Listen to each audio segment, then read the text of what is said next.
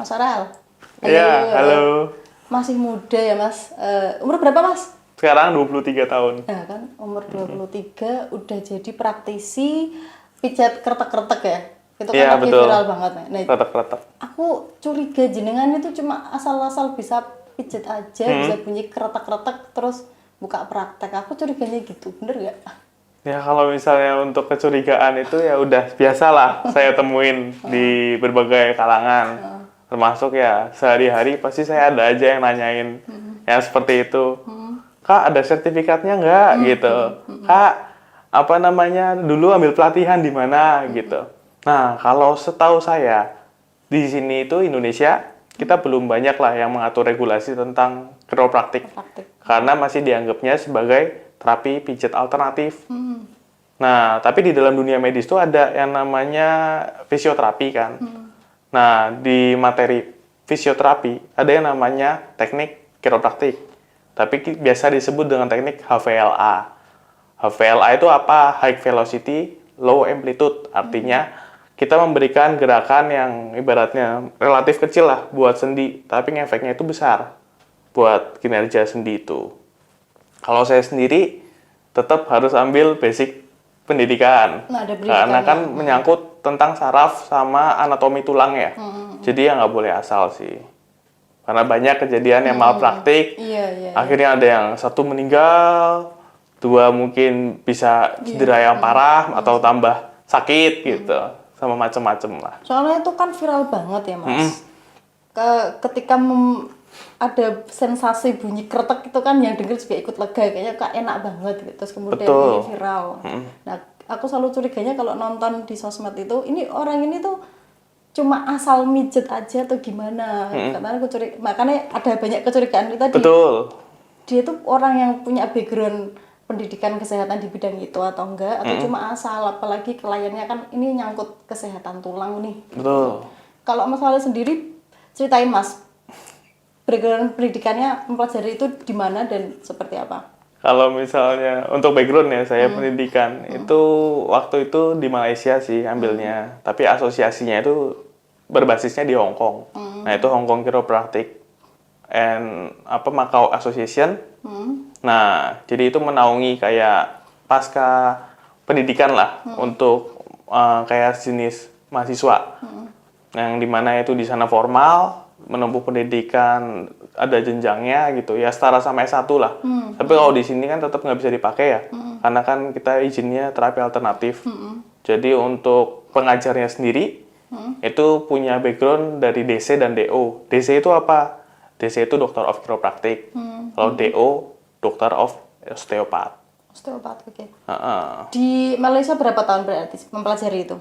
Oh, di Malaysia sih saya mobile ya. Jadi kadang sambil di sini, di sana juga sempat. Tapi karena waktu itu zamannya corona kan, kita masih ketat untuk karantina atau untuk turis berpergian ke Malaysia aja agak susah. Jadi kurang lebih di sana ya mungkin hampir 2 tahun lah. Di sananya 2 tahun, selebihnya online dari sini. Online gitu, dari Zoom sama dari Google Meet gitu. Terus waktu masih kuliah itu mempelajari itu pas praktek gimana? Kan nggak mungkin dong lewat online. Nggak mungkin, praktek kita langsung di sana. Jadi kita kayak bakti sosial ya, di beberapa tempat ibadah, terus juga tempat mungkin di daerah masyarakat yang ibaratnya punya banyak keluhan atau SDM-nya itu di sana kurang bagus gitu. Nah, kita bakti sosial di sana. Nah Mas, sehari-hari kan sudah mulai buka praktek ini kan, chiropraktik ini. Banyak yang mempertanyakan itu, Mas, sertifikatnya dari mana? Banyak. Kuliahnya dari mana? Hampir tiap hari sih dapat pertanyaan yang serupa. Tersinggung nggak? Gitu. Enggak dong, kenapa kita harus tersinggung? Kan lagian berarti kan sesuatu yang kritis itu baik. Kalau misalnya memang dimaksudkan untuk sesuatu yang benar gitu ya. Gitu. Tapi sempat ada klien yang karena nggak percaya, terus kemudian minta ditunjukkan ijazah atau sertifikat jenengan pernah? Pernah. Dan Hampir tiap minggu kalau itu. dan terus Ya udah tinggal diliatin aja. diliatin. Terus kita kan ibaratnya kalau dalam pengobatan apapun lah, yang paling utama kan tetap kepercayaan.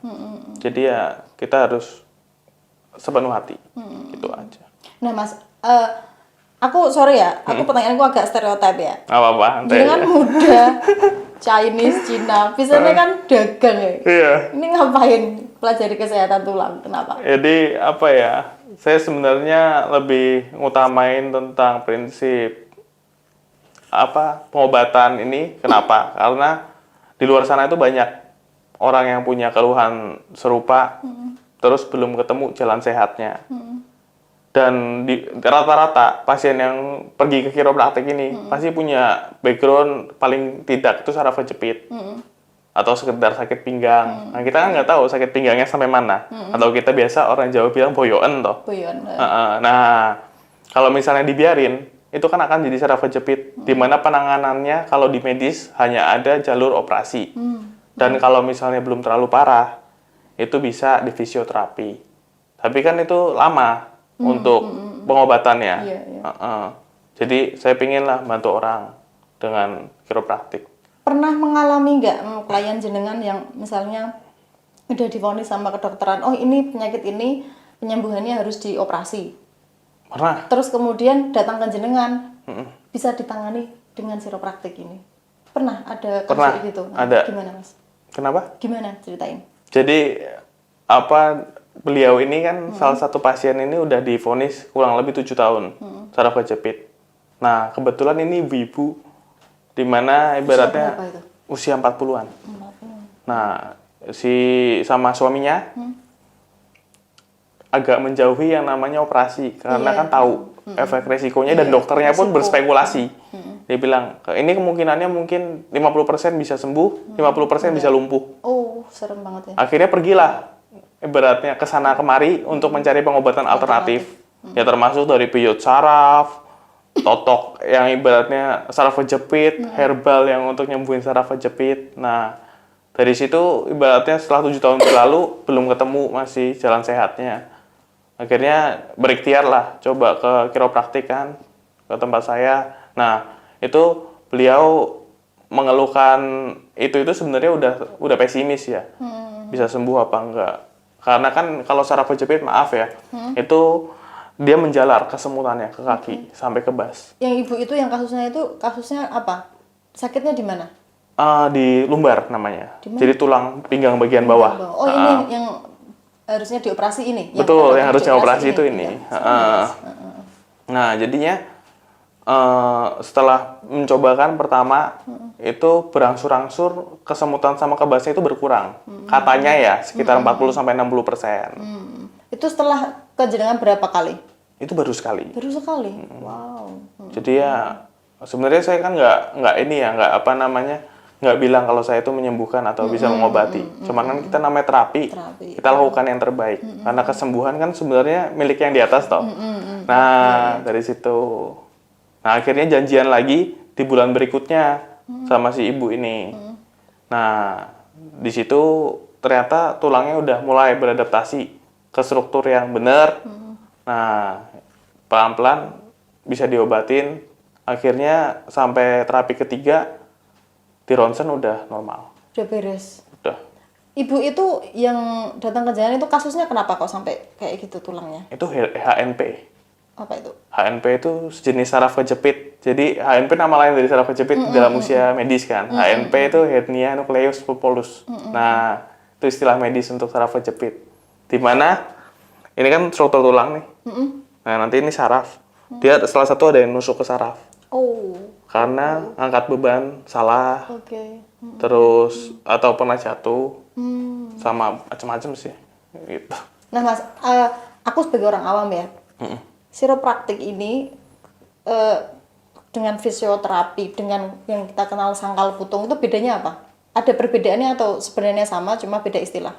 Ada perbedaannya. Gimana? Kalau fisioterapi itu lebih ngutamain kayak basic untuk alat-alat lah di dalam dunia kedokteran. Dan itu kan udah ada sejak dulu kala.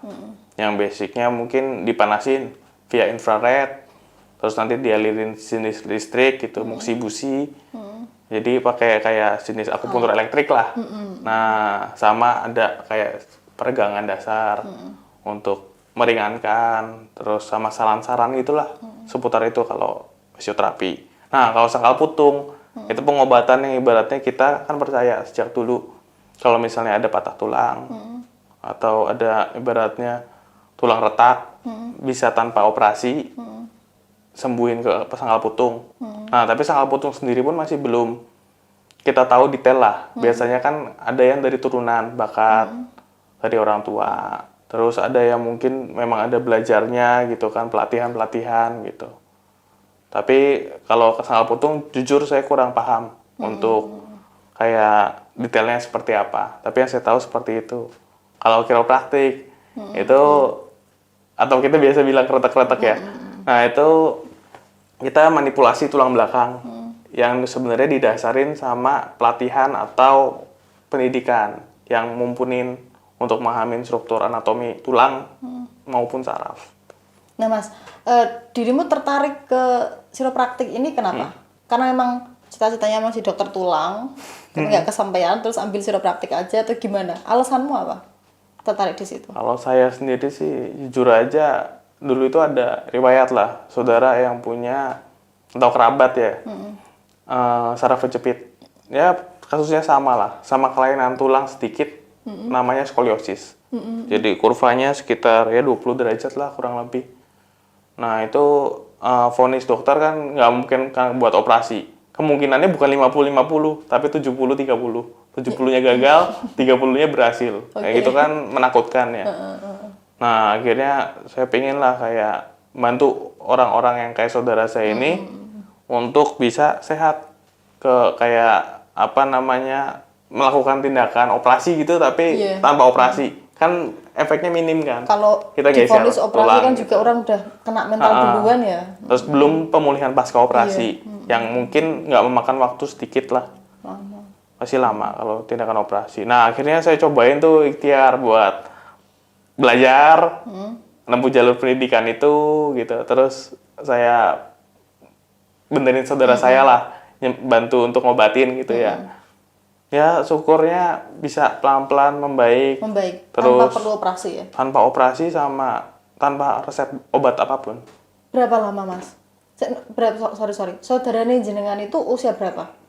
Kalau sekarang ya mungkin sekitar 30-an lebih ya. Berarti masih muda ya? 38 gitu. Masih muda ya? Artinya pas kena menjalani proses itu, pas sakit itu masih muda banget ya? Masih muda. Ya udah dari 2014 sih katanya 10 kan. tahun yang lalu. Oke. Waktu itu pernah jatuh kecelakaan naik motor. Jatuhnya duduk kebetulan. Itu biasanya bahaya gak sih? Biasanya bahaya itu. Karena kan kena ininya kan. Tulang ekor, panggul gitu kan. Nah, dari situ kita kan cobalah untuk benerin gitu terus kayak terapi gitu ya, ditelatenin lah ya. Nah, baru setahun kemudian itu ronsen ulang kan. Nah, pas syukurnya gitu ya. Udah mulai membaik.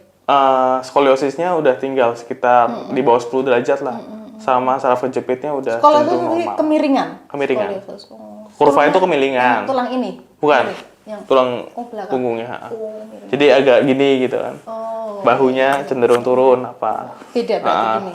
Tuh, itu skoliosis. Karena kebiasaannya duduk nggak bagus. Jadi punya kelainan tulang itu. Nah, Mas, pijat chiropraktik ini ada sensasi bunyi kretek-kreteknya. Sebenarnya dari mana sih, Mas? Banyak yang istilahin kalau bunyi itu bunyi dari tulang. Iya, aku tahu gitu. Itu tulangnya bunyi kretek gitu. Padahal sebenarnya enggak. Nah, ketika chiropraktik dilakukan atau kretek-kretek, itu yang dilepasin itu sebenarnya gelembung. Jadi gelembung udara yang ada di antara ruas tulang. Kan ruas tulang ada bantalan nih. Nah, dia ada selaput tipisnya, nah terus ada gelembung. Karena ketika suatu kondisi, kondisinya badan mungkin kurang fit atau ada dislokasi. Nah, bunyi kretek itu wajar terjadi. Nah, untuk dihilangkan sama yang kita lakukan gitu, chiropraktik. Nah, nanti dikembalikan, disesuaikan ulang sama posisi seharusnya atau struktur tulang seharusnya. Itu kalau misalnya posisinya berubah bahaya? Ya dibilang bahaya kalau dibiarin dalam jangka waktu panjang, bahaya sih. Nah terus orang-orang yang punya kebiasaan kayak aku, nah ini, itu bahaya nggak sih? Ya dibilang bahaya ya sebenarnya relatif. Gimana? Jadi ada lah pasien yang punya keluhan. Kalau misalnya gini-gini itu nggak ada yang punya keluhan. Berarti kan dia masih tertoleransi karena kan gerakannya cuma 2 arah nih sendinya. Nah kalau yang misalnya leher itu ada. Jadi kayak orang salah bantal, tidurnya kayak apa bangun gitu atau aktivitasnya gini terus. Nah itu karena dia nggak balik ke ininya semula gitu, ke posturnya yang sebenarnya padahal gini-gini sendiri tuh nggak diperlukan gitu. Sementara kan kebanyakan orang kayak aku juga misalnya pas pegel pasti kayak gini, habis itu bisa ngerasa relax gitu. Ya sebenarnya kalau misalnya dilakukan sama yang benar gitu atau orang yang berlatihan mendalami tentang kiropraktik, kan dia ada apa susunan tulang belakang, namanya tulang servikal kalau di leher. Nah, kalau misalnya dilakukan sendiri kurang disarankan, lebih disarankan untuk stretching karena bisa memungkinkan jadi neck pain. Neck pain itu sakit leher atau berakibat fatal bisa jadi saraf motorik ke saraf apa namanya tulang ini dia bisa kejepit. Kalau kejepit bahaya. Ini bahaya ya. Sebenarnya bahaya, tapi kan kadang orang Indonesia ibaratnya dulu saya pun suka begitu sebelum belajar. Jadi soalnya habis gitu lega. Kaki juga kayak gitu. Nah, Mas, kalau sebenarnya orang-orang penyakit tulang itu banyak juga yang kena anak muda gitu gak sih? banyak. Anak muda banyak yang ke tempat dengan Banyak. umur 30-an gitu banyak yang ketemu. Jangan kan 30-an, 20 belasan Mereka banyak. apa sih? Kalau rata-rata kalau anak muda ya lebih banyak aktivitas. Mungkin kan jadi apa barista di kopi-kopi, terus juga kayak kuliah, waktu jam kuliah terlalu panjang atau ngerja tugas apa gitu. Biasanya tentang pinggang sama leher sih keluhannya karena banyak laptopannya kan. Kerja di depan komputer. Bagi orang-orang kantoran gitu ya. Betul. Kalau lain-lainnya paling kan cedera futsal, olahraga gitu, seleo, umum sih. Tapi kalau ada 1-2 kasus, maaf yang mungkin berat badan berlebih, juga memungkinkan kena saraf kejepit. Nah terus kalau aku umurnya masih early 30 ya, umurku masih early 30 kan. Oke. Cara jaga kesehatan tulang kita supaya tetap kuat di 50-60 itu gimana sih? Kalau untuk jaga jangka panjang ya sebenarnya ada beberapa opsi. Nah, tetap yang paling utama itu kita harus bergerak atau melakukan gerakan olahraga, stretching, basic relaxing untuk otot sama sendi saraf gitu. Itu dengan begitu aja kita bisa awet lah tulang-tulangnya atau sendinya sampai di usia lanjut. Nah, yang kedua kalau bisa ya didampingin dengan suplemen multivitamin. Ya namanya zinc sama vitamin D3. Susu kalsium gitu? Bukan, tapi lebih ke multivitaminnya. Kalau susu kurang disarankan. Karena kan dia ada glukosa sama ada kandungan-kandungan lain. Sedangkan untuk kalsiumnya aja belum tentu masih utuh karena dia kan terlalu banyak prosesnya. Kalau multivitamin kan kita tahu lah merek-merek yang mungkin udah beredar gitu. Ada mungkin IP gitu yang ibaratnya kita bisa dapetin dengan harga 10.000 tapi efeknya itu lumayan loh selama dikonsumsi jangka waktu panjang. Nah, terus yang ketiga itu ada yang namanya terapi. Nah, terapi kiropraktik itu bisa dilakukan paling nggak seumur hidup sekali untuk jaga tulang tetap sehat sampai usia lanjut. Tapi setelah itu tetap harus jaga sih, setelah ibaratnya kalau kita bilang itu di reset, di restart tulang-tulangnya. Nah Mas, berarti kan kesimpulannya jangan jadi orang yang mageran gitu ya, banyak gerak ya, harus supaya banyak gerak. jaga kesehatan tulang. Nah banyak orang juga kok yang mengira aku udah banyak minum kalsium, udah banyak minum multivitamin, tapi mereka mageran gitu, nggak banyak gerak. Ngefek apa nggak sih? Ngefek, tapi efeknya nggak sebagus yang orang yang banyak gerak. Terus juga nanti tetap aja pasti ada efek sampingnya. Karena ibaratnya kalsium yang masuk ke tubuh atau ketelan D3-nya itu nanti nggak terolah. Dia cuma lewat aja karena mungkin nggak dipakai untuk gerak. Itu jurnal baru sih di penelitian internasional gitu. Mas, kalau ketika dirimu buka praktek itu dalam sehari menangani berapa orang biasanya? Kalau nangani kita batasin sih, paling di 10 sampai 15 orang. Sehari. Karena kan ibaratnya tenaga Iya, terkuras gitu. Terus juga kan kadang ada pasien yang kondisinya serius, nggak bisa ditangani dalam waktu singkat. Mungkin memakan waktu 1 sampai 2 jam. Rata-rata umumnya satu orang berapa menit? Kalau pada umumnya orang-orang yang ditangani itu 30 sampai 45 menit. Karena kan untuk tulang gitu itu aja. Kebetulan kan kalau tulang belakang manusia paling ada 33 sampai 34 ruas. Terus sendi-sendi tangan lah gitu ya. Udah sih. Pernah nggak Mas, dirimu kan nolong orang ngasih jasa untuk pijatan kiropraktik ini.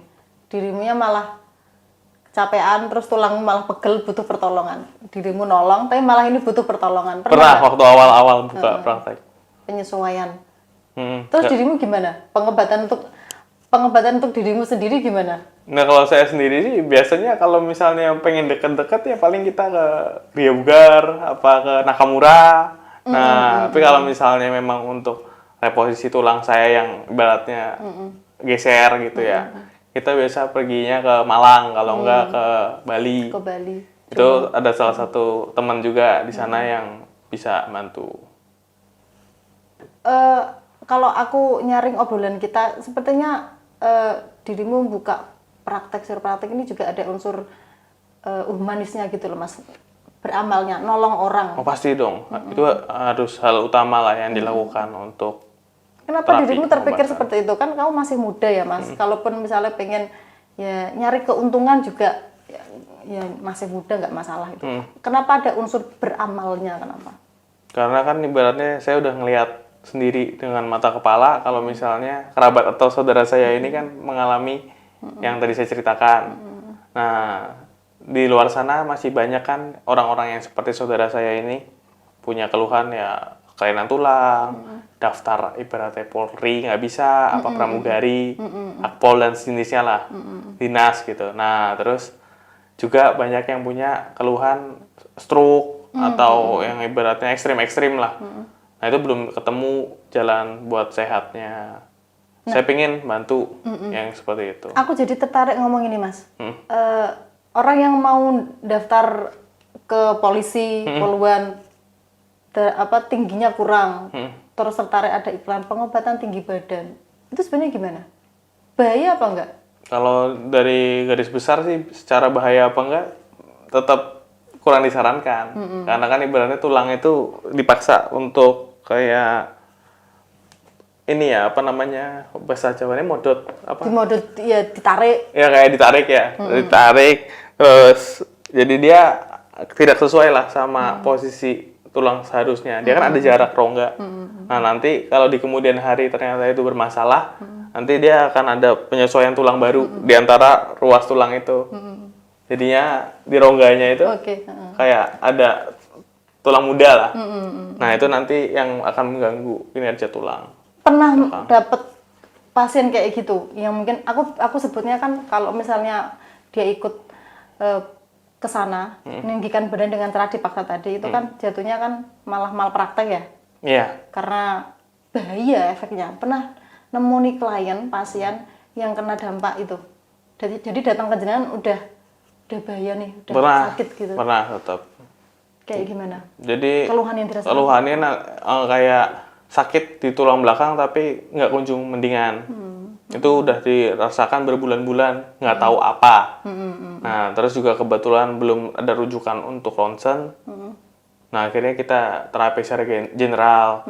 Secara general itu ditemukan kalau misalnya tulangnya ini udah nggak sesuai lah sama tulang pada umumnya. Harusnya 34 ruas atau 33, ini nambah 1. Tapi tulangnya ini baru.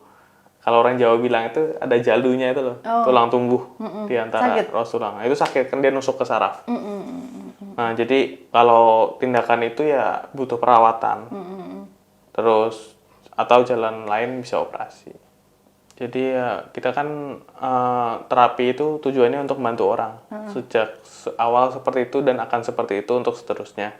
Nah, kalau misalnya ada orang dari kalangan ibaratnya kurang mampu, tapi mengusahakan setidaknya untuk berikhtiar pergi ke pengobatan ini atau kiropraktik lah. kita akan bantu gitu. Tapi di hari awal kita nggak akan bilang, oh kalau misalnya, oh ini nanti biayanya segini ada atau tarifnya apa. Udah lakukan yang terbaik, kalau bisa sembuh ya syukur. Nah kemarin pas ada salah satu kayak relawan lah di masjid ya. Saya nggak tahu istilahnya apa, marbot ya. Iya. Nah marbot, nah itu berikhtiar lah. Dia bilang cerita kalau ini pendapatan saya kurang lebih 2 minggu. Terus saya punya keluhan ini, tolong dibantu. Nah, akhirnya saya beresin, beliau mendingan gitu ya. Udah keluhannya semakin sedikit gitu. Terus akhirnya baru kemarin ngabarin sehat. Nah, pas selesai pulang mau bayar, itu saya bilang, udah bawa aja, nanti buat di rumah. Apa buat sehari-hari lah sama anak istri kan udah berkeluarga. Bapaknya ini. Ya udah gitu. Hal-hal kayak gitu menyentuh nuranimu ya, Mas? Nah, kita kan sebagai manusia kalau nggak kesentuh berarti ya Ada agak kok, gimana ya. Iya. Gitu. Jadi ya kita sebenarnya nggak terlalu yang saklek lah sama ibaratnya tarif. Cuma cari keuntungan tapi juga ada unsur membantu, menyembuhkan orang. Betul, gitu ya, Mas. kayak gitu. Oke, Mas, terakhir harapan mau Mas ya? Harapan untuk orang-orang yang sakit dengan tulangnya, dengan persendiannya, keluhan-keluhan seperti itu, harapan untuk mereka apa, Mas? Kalau dari saya sih, semoga kalau misalnya dengan pengobatan alternatif ini ya, kiropraktik, itu bisa membantu orang-orang yang ibaratnya punya keluhan, kelainan tulang gitu, atau bahkan sampai yang saraf kejepit tadi, atau sekedar boyokan atau pegel-pegel, semoga kita bisa membantu, terus bisa menyembuhkan lah ibaratnya dengan terapi seperti ini gitu.